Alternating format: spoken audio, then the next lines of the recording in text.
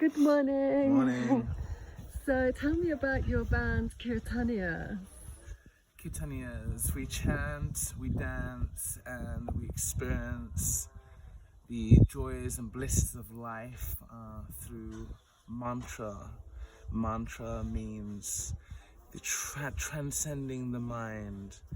They're very, very simple words that we sing together with whoever we're with. In this case, sometimes on a stage, we'll call out a really cool, fun mantra, and then the whole community will respond, and we'll get to put our bodies into it, and it's almost like a sacred dance party. So it's your creation, the band? Kind of. Kind of. How did it start?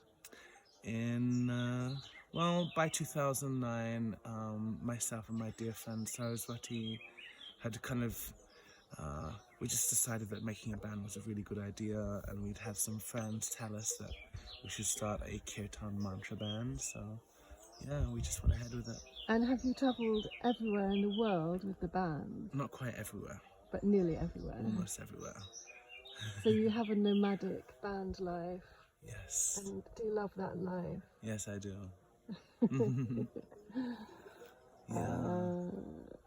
So I see that kirtan makes people very, very happy. Kirtan, Kirtan. Essentially, it's like, in our simple language, we may say community celebration. yeah. And community celebration is a big medicine for this day and age, I see. So you love the philosophy of Radha and Krishna. What appeals to you? Yeah. What appeals to you about it?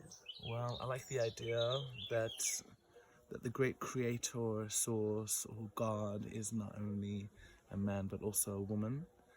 I believe that if there is a creator source, that the creator source or God is essentially all powerful, but not just all powerful, all attractive too. That God would have every quality to the greatest extent. In other words, God is the most everything. God is also the most beautiful, attractive, lovely, nice, playful, and stuff like that. So that's the Radha Krishna conception, and so is his goddess, Radha, Radha. And how did you get into Krishna stuff?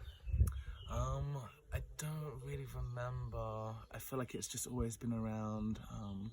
I know that my mother and father were into mantras and Krishna and Shiva and stuff before I was born. So have you many times been to India then? About 31 times. That's more than me. Yeah, it's a lot. Where's your favourite place in India? Vrindavan and Navadvip. Oh yeah, Yeah. Okay. Yeah. And, Vrindavan feels like my home. It's the land of Krishna. Right. There's kirtan everywhere. And Puri? And Puri is also my other favourite place, Jagannath Puri, right by the beach on the eastern side of India. Yeah, and how has Indian culture influenced your own way of life? We call it Indian culture.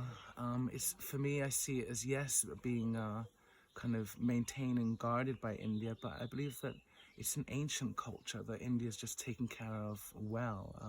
Say, for instance, right now I'm wearing my blanket like this, like an Indian sadhu, or like they do in India, essentially. Yeah.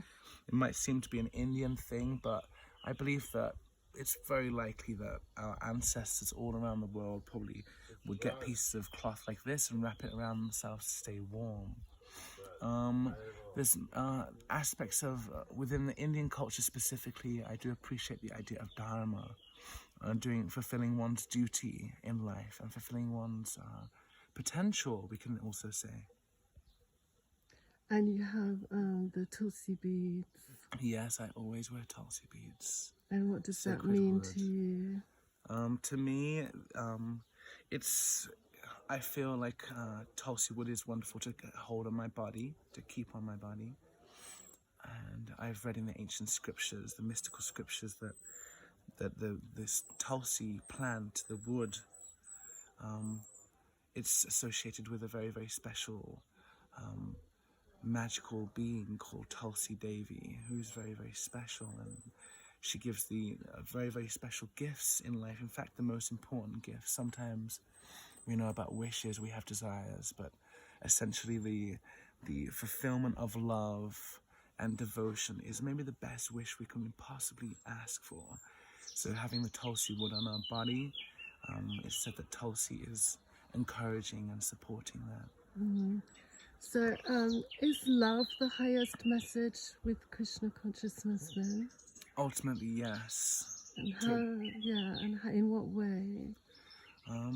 Well, you see, we can say that Krishna is the embodiment of love, of attraction and beauty, and his goddess Radha. When we say Hare, we're saying Radha, or goddess of love. She has infinite capacity to love, whereas Krishna has an infinite capacity to receive and experience love. And this divine couple, have created unlimited universes, and within unlimited universes, countless beings like you and I, and all these plants and trees and life forms surrounding us. We're all part of a whole. We're part of a great, beautiful creation that, again, it originates as a very something that has come from love. And sometimes we're in this world, we're like, what is this world about? And what am I about? And who am I? When we keep Radha and Krishna, this concept that God, creator, can be God and goddess, and at that, full of good intention and love, it, for me, makes this experience on earth something purposeful. So seeing it all as the great, lovely artwork of God, and we're within that art piece also. We're also kind of help painting and creating this amazing art piece that the beloveds have sourced. So that's one answer. Yeah, and so also there's compassion towards animals, like with vegetarianism. Yeah. That's another wonderful thing, is that we acknowledge that where there's life, there is consciousness. And where there's consciousness, there's thinking, feeling, and willing. And even the likes of an animal essentially carry life, and they can feel.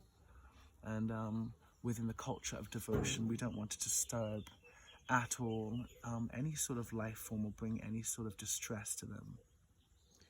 What do you think happens when you die? From what I've understood, that we call I, the true I that lives within us, the soul, these ancient texts have talked about, or the Atma. Somehow I do feel, as well as I've understood from the scripture, that the soul leaves the body and goes on to, maybe we say, another adventure, another life form. Yeah. Does it go to the heavens, or does it go to the earth? One thing I do definitely feel is that life goes on. So, will you spend your whole life singing, do you think? Yeah. Is that your favourite thing to do? Yeah. Yeah. And playing my drum.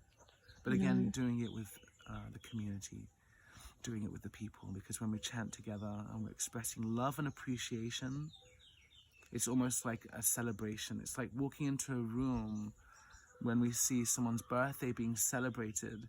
We don't have to know whose birthday it is, but when we see people dancing and clapping and singing songs around them, most people get affected with a smile, or the happiness is contagious. The happiness affects even a person who doesn't even know whose birthday it is, where there's celebration and joy being expressed.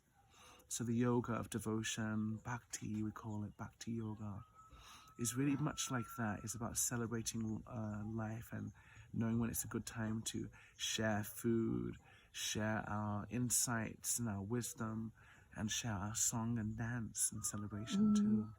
So there is ecstasy and bliss being shared among the devotees. Mm-hmm. So your name, can you explain what it means? Yeah, in basic form, Krishna means love. The first part of my name is Vijay. Vijay means victory. So in a basic way, it can mean the victory of love. Yeah, great. And how love has victory over everything, even our worst nightmares, our greatest fears, the biggest blocks that we have in life. Love can be victorious. through them. Okay, that's lovely. Mhm. Okay, Jai Radhe, thank Radhe, you. thank you.